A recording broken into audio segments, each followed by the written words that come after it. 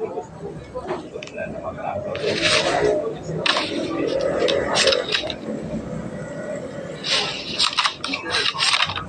suspect sa media na kulong na siya sa mga police station.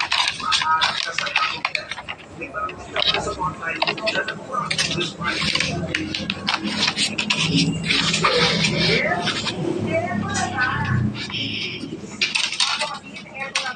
limang araw na lang ang mapapanood na sa mga signal ang SNFFM Trinidad Kingdom. At ngayon pong gabi ay naiidahan ng New Spy sa red carpet premiere nina Bossing Vic Soto at Yolo Pascual. At live mula po sa Araneta, nasa frontline na balitang yan si FJ Arbori. FJ, kamusta na dyan? Oh, eto na, Jerby. Guess what? Nandito na nga tayo, no? Talaga sa red carpet premiere, ang pinakinabangan na pelikula ngayong Metro Manila Film Festival ang nakita natin si God, our CEO and President and Chairman for Maniti Pangilinan. Kita ko kung meron kayong hatid.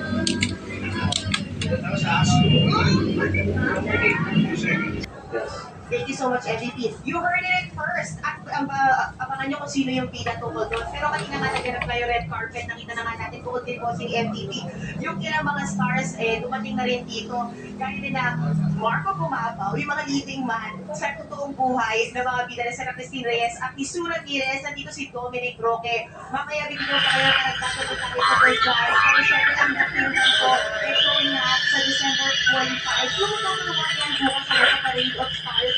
Dito po sa magaganap sa Maynila bukas. Syempre, abangan nyo 2 p.m. nandoon po sila. Pero mamaya-maya abangan na rin natin yung pagpasok ni Bossing Vic Soto at Lolo Pascual dito syempre sa Quezon City kung saan nagaganap ang The Kingdom Red Carpet Premiere Night.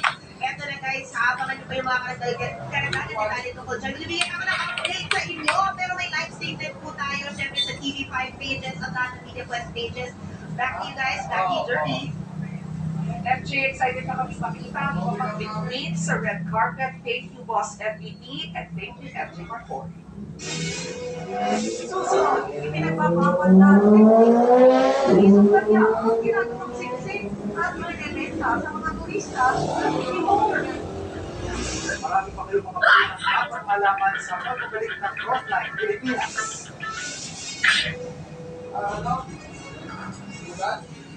Ang swerte, dapat sumashare ang Playtime ay isang 24/7 online gaming platform na may sakatutak na mga laro pwedeng enjoy araw-araw.